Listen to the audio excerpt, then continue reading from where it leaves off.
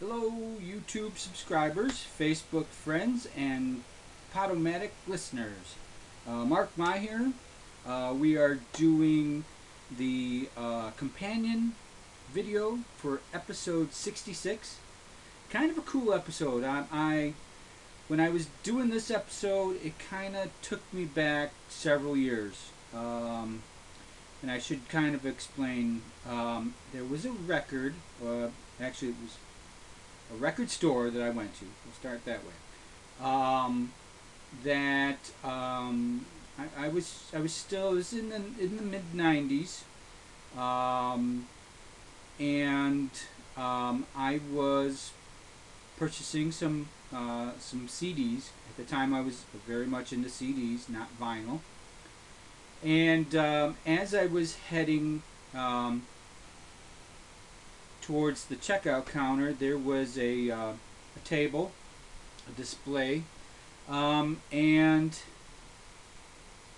on it were a hodgepodge of different things that were being clearanced. There was a VHS video, and the back side of it was facing out, and I immediately recognized several jazz artists photographed on the back. So it piqued my curiosity, and I went and I looked, and it was a video. On the front was a sort of a African scene with a elephant on it. It was called Rhythmstick. I had never heard of it. I don't know what it's all about. But the price was right, and so I decided, I don't have that many jazz videos, so I'm going to get it. Turns out that this was, it's credited to Dizzy Gillespie and the CTI All-Stars. And it was just a hodgepodge of, just a who's who, really, excuse me, of jazz artists. Some you would say they're just getting started. They're just new people. Others are been around for quite a while. So you got veterans and up and comers on the same video together, performing. And it was just amazing. I fell in love with it. So much so that I literally went to seek out and find the CD. I went to several locations, couldn't find it. I looked on eBay at the time, it was not available. Amazon.com, all sold out. Eventually I was able to land a copy. It took a couple of years, but I was able to land a copy of the CD. And that is actually what this episode is based around. I used several tracks from that CD and then filled in a few other places. This is the CD right here, Rhythmstick, and it is again on the CTI label. And I'll just read through this here. Okay. Now, Dizzy Gillespie is credited, I mentioned this in the episode, but he's only on 2 songs, the first and the last song of the album, which is really weird. But Dizzy Gillespie, Art Farmer, Phil Woods, Bob Berg, Erto Moriero, Flora Purim, Bernard Purdy, Marvin Smitty Smith, John Schofield, Romero Labamba, Robin Ford, Tito Puente, Charlie Hayden, Anthony Jackson, Hilton Ruiz, Jimmy McGriff, Randy Brecker, John Faddis, Jim Beard, Amy Roslin, Janice Pendarvis, Diana Moreira, and Benny Golson. He's a arranger, but he also does synthesized bass on 2 different tracks as well.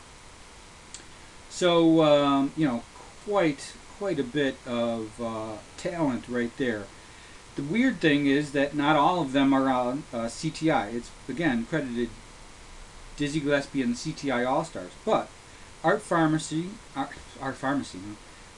Art Farmer appears courtesy of Contemporary Records. Phil Woods, Marvin Smitty Smith, and Tito Puente appear courtesy of Concord Records. Hilton Ruiz, RCA. Robin Ford, Warner Brothers. John Faddis, Epic. Bob Berg, Denon Records, and Jimmy McGriff appears courtesy of Milestones Records. So, you know, why I get most of the people are CTI, but it just seems weird. You know, they could have just said it was an all-star collaboration. Why they had to use Dizzy Gillespie's name and the CTI All-Stars, you know, it's a little weird. But yeah, this is it right here. If you get a chance to ever pick this up, I'm actually looking for the vinyl. Now my lifestyle has changed. I'm going away from CDs and going towards vinyl. So I'm going to be picking this up on the vinyl if I can at some point. But if you get a chance to pick it up, definitely do it. It's well worth it. Some good music there. The video, I was actually able to go out onto YouTube and I found the entire video. You know, there are obviously people who have taken one song or another song and made videos of them, but this is the entire video, which is kind of cool because there's a lot of interviews that go on. You also get to see a little bit of what happens in between songs. You know, there's dialogue with the artist, maybe telling jokes or talking music with one another. There is actually a nice piece where Dizzy is actually talking about the different rhythms of a particular song that they were playing. Tito Puente and he are discussing the different time signatures and everything. It's kind of neat. So I'm definitely going to post that along with the episode and enjoy that, please. So some other things that are going to be on that episode is brother Jack McDuff and David Fathead Newman, Double Barrel Soul. This is on Atlantic, and is just awesome. You know, this is definitely a funky record with some soul undertones and everything. Very cool. There's only 6 songs on here, but they're 6 fantastic songs. But It's Alright is the first one. Sunny, Esperanto, Duffin' Around, Moorhead, and then the last song is called Untitled Blues. Untitled Blues. Guess they couldn't think of any more names. Then, of course, I picked up this one. It's a classic. Unfortunately, this is a modern classic because this is actually a new release. I think 2016. It's on 180 gram pure virgin vinyl. This is Art Blakey and the Jazz Messengers, and later on, after it got popular, it was actually retitled Monin'. And this is on the Wax Times label. A lot of people kind of down on it. They don't think the quality of the record is as good, and especially, you know, if you're able to pick up an original copy. Obviously, there's a big difference. But you know what? For the price, I actually found on Amazon.com a seller called Import CDs, and I got this for under 11 bucks. Brand new virgin vinyl. Can't beat that. So I'm happy. You know, and if I ever do come across the original copy, original pressing, I'm going to jump on it if the price is right. But until then, I've got this one and it's great. Another one from the Wax Times label, but this is, you know, something definitely unique. I don't think you're going to find an original because this is the original. Ben Webster, Johnny Hodges, the complete 1960 Sextet Jazz Cellar Sessions. And this is never, I mean, a song here, a song there have found their way onto albums. They've been used in compilations and everything, but this is the complete sessions for the first time ever on record or CD together, complete. The CD actually has a little extra material.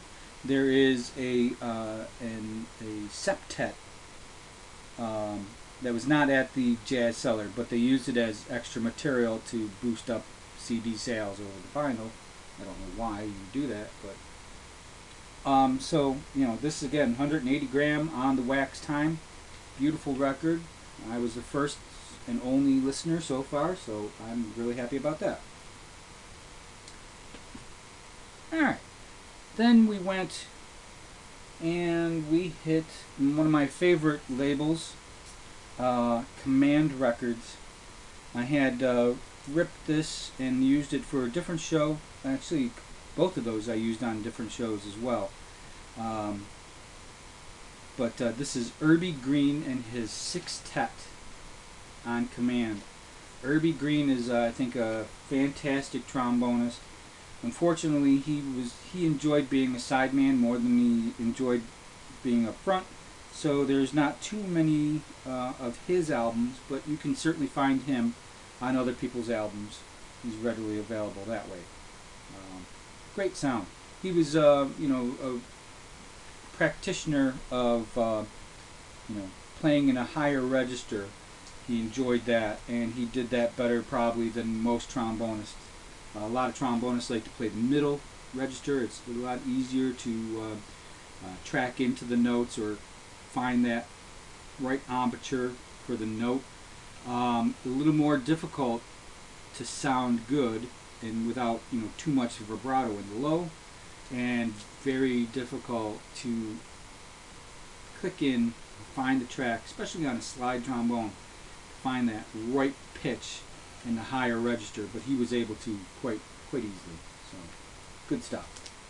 I think on this one we actually played the a song called "Slide Work in a Flat," which is a really cool tune. And then the last record we used, again, this was something I ripped for another episode, but there's so much good music on a lot of these records that I find that I will use a track on this episode and a track on that episode. You know, this one here is actually on the CTI label, so it kind of works with the Rhythmstick LP. This is Benson and Farrell, George Benson and Joe Farrell. Joe Farrell is a flute player, and I think he plays alto and tenor saxophone as well. And George Benson, of course, the great vocalist and guitarist. We all are familiar with him, I'm sure. But for this one, I actually used a tune called Camel Hump. It's kind of a fun tune, and it goes great with the episode. So. Again, on the episode, I like to mix it up with you know, some jazz and some vocals. We actually used 3 vocals that came from the Rhythmstick CD, all of which feature the vocalist Flora Prim, and she's marvelous. She does a great job on all of the 3 of the songs, and I think you're going to enjoy it. So give a listen, and you know, again, leave me comments. Let me know if there's something you like, something you don't like, maybe someone, you know, a particular artist that you enjoy that I haven't played and you would like to hear some of them. Let me know. I will seek it out, put it on the show. I probably have it. Alright, thanks very much. You have a good one, and we'll see you next time.